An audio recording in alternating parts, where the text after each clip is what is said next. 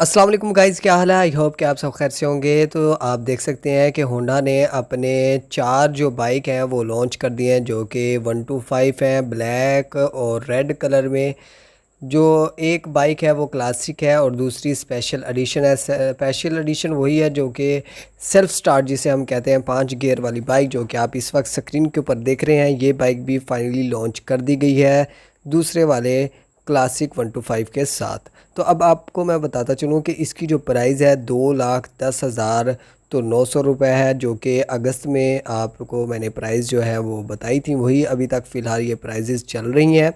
अगर इसमें कोई रद्द-बदल होगी तो मैं इंशाल्लाह शेयर करूँगा। और आपको मैं बताता चलूँ कि रेड और ब्लैक कलर का जो बाइक है स्पेशल एडिशन, इसके ग्राफिक में भी कोई ख़ास तब्दीली नहीं है। अगर हम दोनों को आपस में कंपैरिजन करें, आप देख भी सकते हैं कि मुझे तो फ़िलहाल ये कलर्स भी दोनों के सेम लग रहे हैं। लेकिन हम क्या करेंगे कि कल या परसों तक जो है ये बाइक अपने पास आ जाएगी। तो जैसे ही मेरे पास रिसीव होगी ये बाइक, तो मैं रिव्यू लाजमी करूँगा, स्पेशल एडिशन का भी और दूसरे क्लासिक मॉडल का भी।